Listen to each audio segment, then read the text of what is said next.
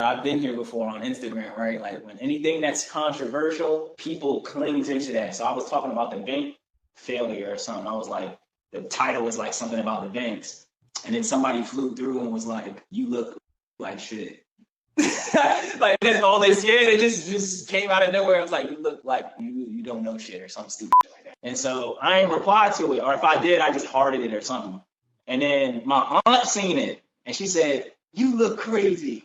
It's he was like, then the ball came back and said some real weird stuff. I ain't even gonna repeat that part. That was real stupid. But like, so then I'm like, okay, I gotta see what's going on here. Y'all into the messy stuff. This is what's gonna get me going.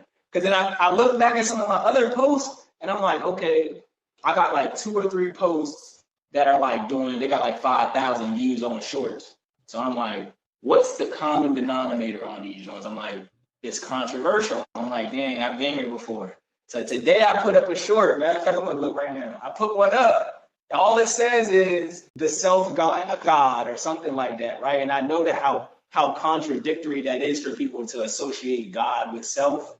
So I was like, this the one. And right now, as we speaking, right, that jumped on at 1,100. Okay. Because it's like people like to argue for some reason. So it's like I'm going in the comments and I'm like, I'm not assuming myself as God.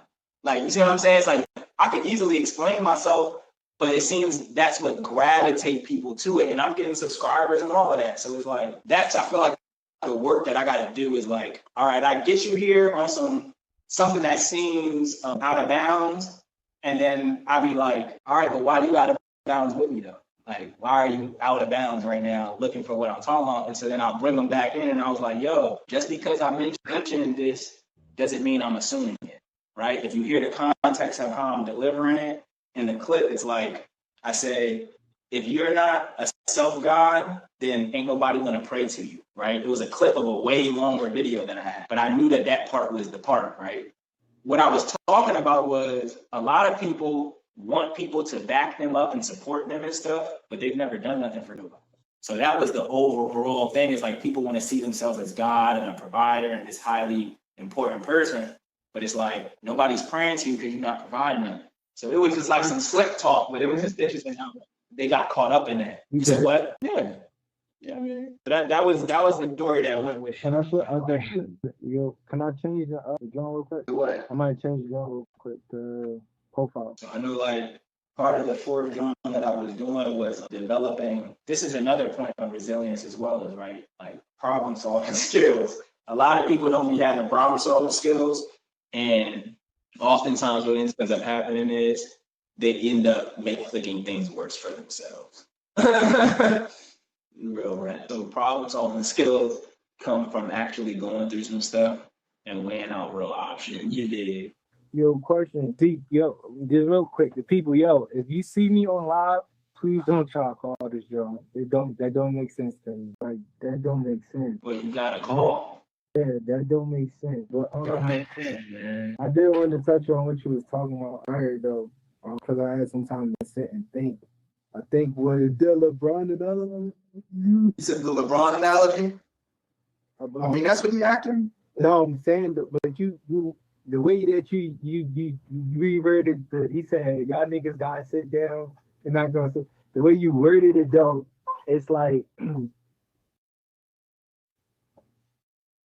if we were able to simplify stuff like that, like on that type of platform with that type of media, it's like you just said it though. That would be controversy instead of him just like really being stern on team and shit like that. He's on his leadership vibes. It just hit me. Like as we was like when we got on the phone and I started thinking about it. I watched the game, and I watched something else, and it was Yoke and them play yesterday. And the owner of the team grabbed the ball and Yoke like shoved him. But before he shoved him, like he snatched the ball out of the ball handball, grabbed his side, and like shoved him. So they gave Yoka a tech for it though. And it did make sense, but they didn't throw the owner out because they couldn't.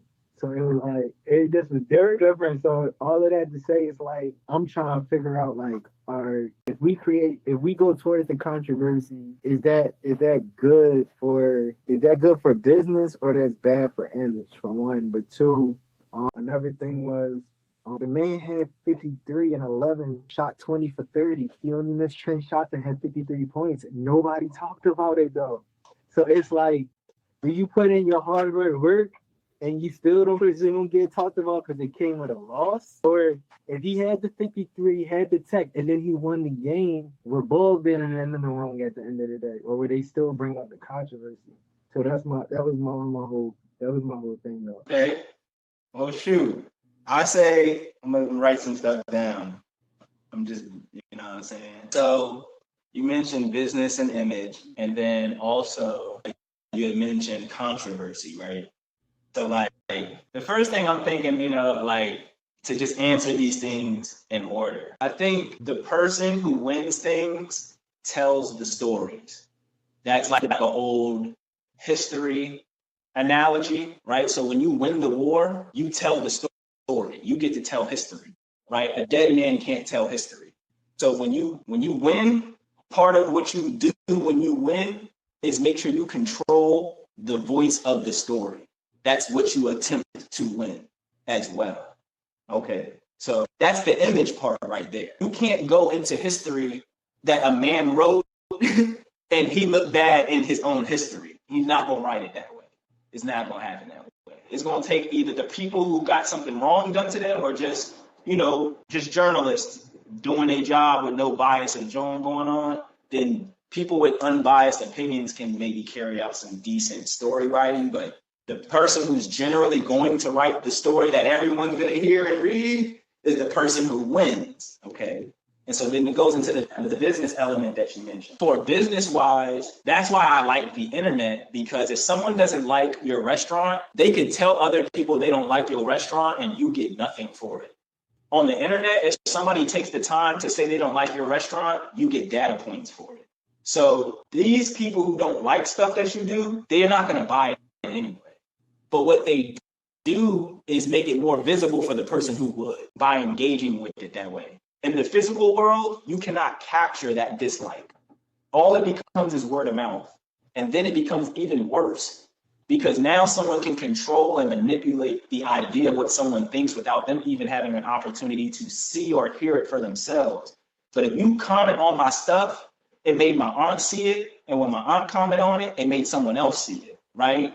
And it becomes a breakdown effect. And that post is doing tremendously well as well. Because whether you don't appreciate it or not, if you felt like you needed to say something, it's because something that I said moved you, right? Maybe you might not even know what I said. You know what I'm starting to recognize that it is that I'm just a young black man speaking on it. White men just don't like me to have an opinion on it, whether I'm correct or not. They just don't want me to not have an opinion on it. So is it a black thing, or is this you started it off as, but is it a man thing? No, I think because I look at other. So okay, let me go. It wasn't me, right? Once again, the man that got pushed was a white owner, but he got pushed by you feel me? So it's like, so imagine if I'm gonna even bring up another part. Because when I was just on the internet, like I said, I was searching about the NBA. They brought up Howard Stern, the radio host, boy, and he said he feels some type of way being at the Knicks games and the black players don't talk to him, but they'll talk to Spike Lee and other black people around him. So once again, it's going back to the post. Do you think that certain people only engage with certain things or certain words that you use on your content? That's why it's a problem. So somebody wrote the same stuff to me. This lady said, I don't know if she was trying to be direct towards men in general. That's what I'm saying. Or she was talking directly at me, but she said, why do guys talk like this as if they're sleepy or they're high? I said, next time I'll talk like Karen. And then she said, you sensitive. So it's like, I be trying to really figure out, like, is that the problem though, for real? Or is it people wanting to create something for themselves? Is it a person just creating negativity in general? Or is that like the type of stuff that you get just because of the words that you use and you decide to use? Okay, so I don't want it to get out of order, so I just put that one at the bottom, right?